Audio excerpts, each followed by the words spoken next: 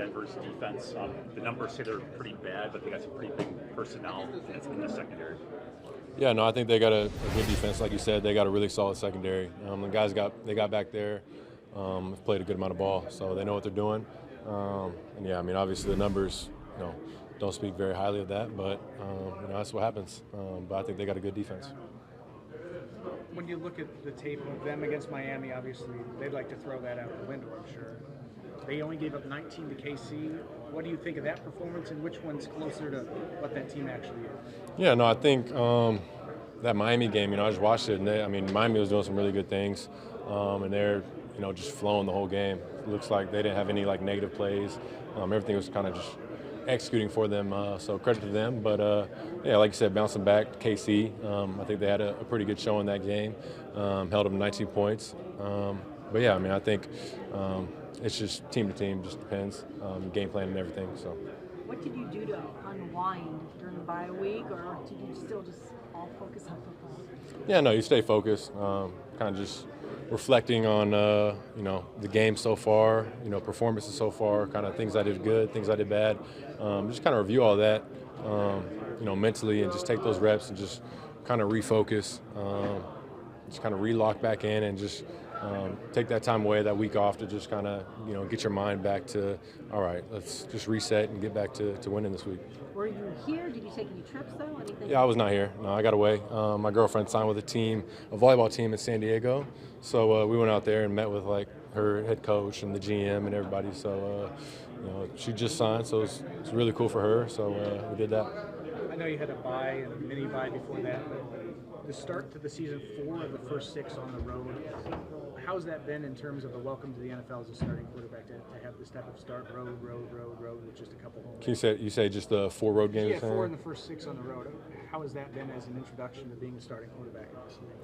Yeah, it's just, there's nothing we can do about that. It's just kind of the way the schedule pans out.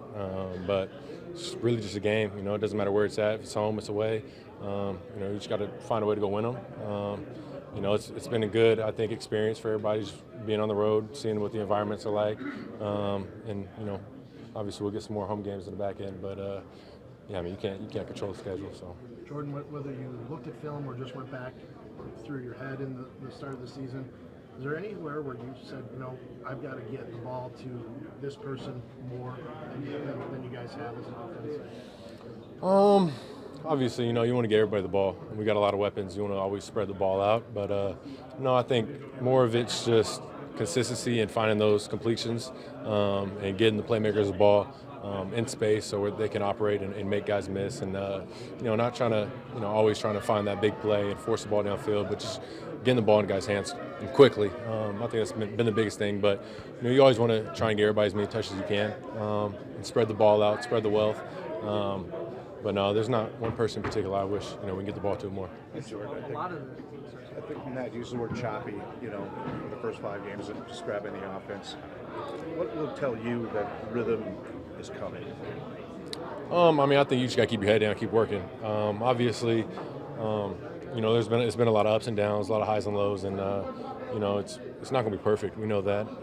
But the main thing for us is just keep our head down, keep working, stay, everybody keep that mindset that we're going to get this thing turned around and get rolling and get consistent execution on a daily basis. So it's one of those things we just got to keep our head down, keep going. Jordan said you reflected on things you were doing good, and things you weren't doing well. Mm-hmm. So what's in each of those categories? What do you really feel good about that you can build on, and what do you feel like you need to really fix and get better?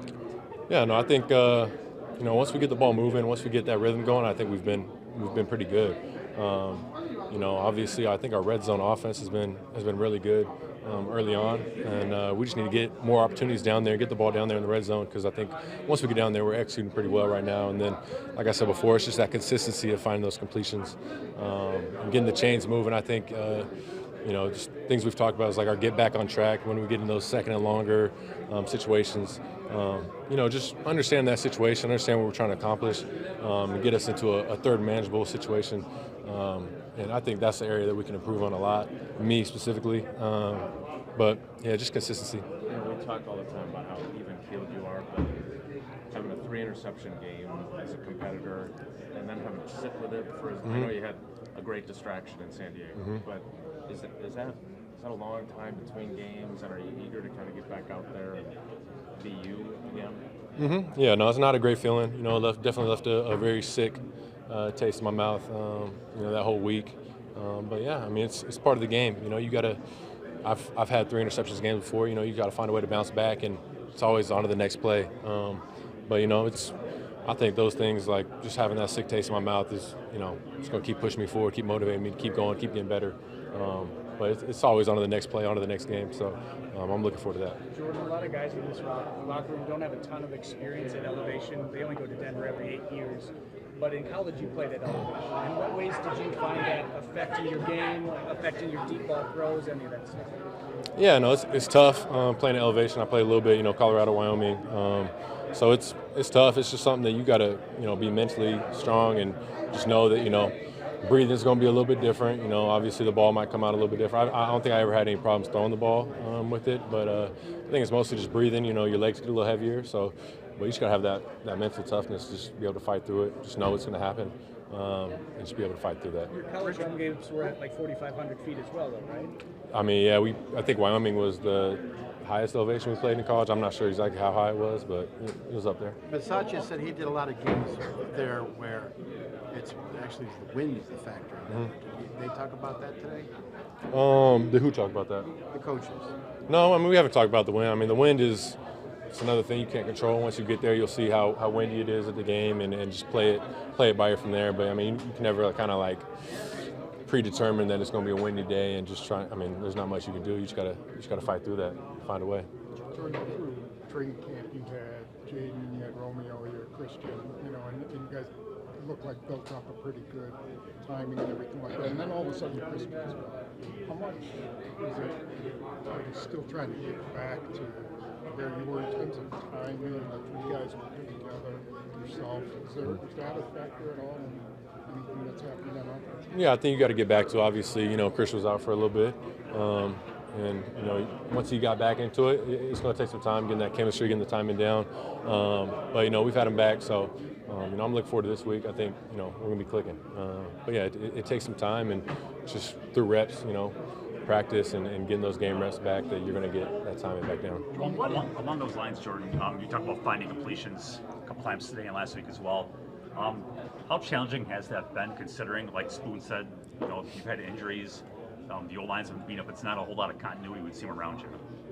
Yeah, I mean, it's part of the game. There's injuries all the time, and it's just, like I always say, it's next man up. But it's tough. You know, you gotta find a way throughout practice to get all those reps and get that chemistry back down. And but you know, we've got a lot of good reps with everybody though throughout training camp, things like that. So there's other guys thrown in these situations that it's not like it's our first time, you know, getting reps with everybody. But I mean, it's always just next man up. You got to find a way throughout practice to get that time and get that chemistry down and feel comfortable.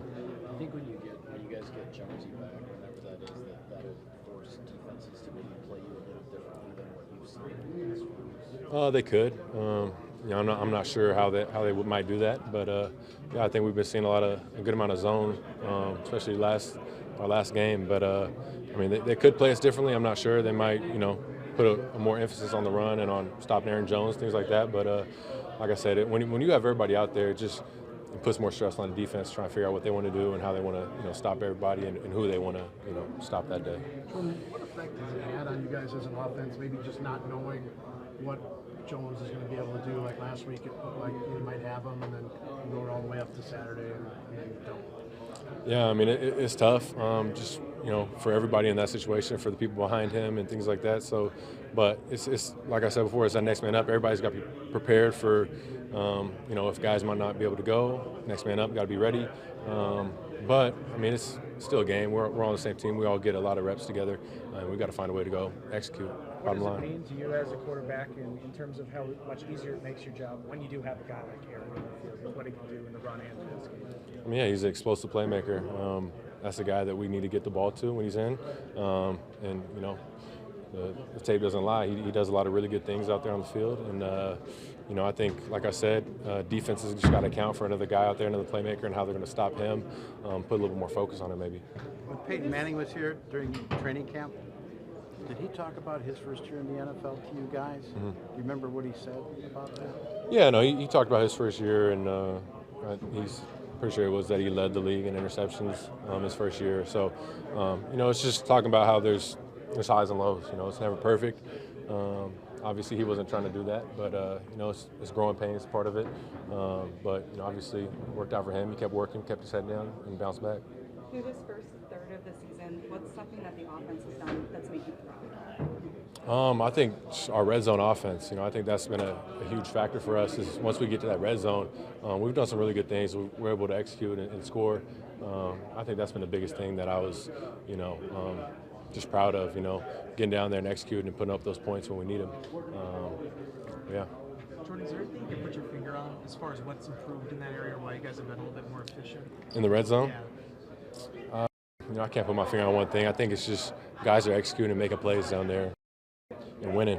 Winning on routes, winning up front with the protection, and making plays. And, that's when we need it most. Obviously, we talk about every week in the red zone how much tighter those windows are and, how much harder it is than when you're in the regular field to make those plays. And I think guys just stepped up and executed down there.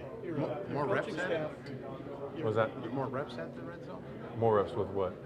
Is there more reps for you guys to practice in your red zone offense? No. There's not. I don't think there's more reps, but we get every week. We do the same kind of routine. Fridays is our red zone day. So I don't think there's any more reps than that's been in the past. So. Your coaching staff had a week to self-scout. Did they have one or two takeaways for you? For me in particular, I'm pretty much what I've said. Just finding ways to find those completions. To get back on track situations. Finding ways to get positive plays and get us in shorter situations, and just continue to move the ball, get the ball in our playmakers' hands. Jordan, you said that Veronica signed in San Diego. What's it like having a partner that's as high a level athlete as you? Is she pushing you as well? Is she calling you after games, kind of scout things? It's awesome. She's the best. Obviously, us both being in professional sports, I'm proud of her for, it's a challenge, it's a grind. It's not easy making it there. This is going to her 4th year playing, so she's done a great job. Obviously, she pushes me. I think it's great having a partner that is kind of in that same field and is able to understand what you go through, and able to just kind of push you every day. We push each other, and I think it works out, helps us out. Nice Crocs. Thank you. Thank you.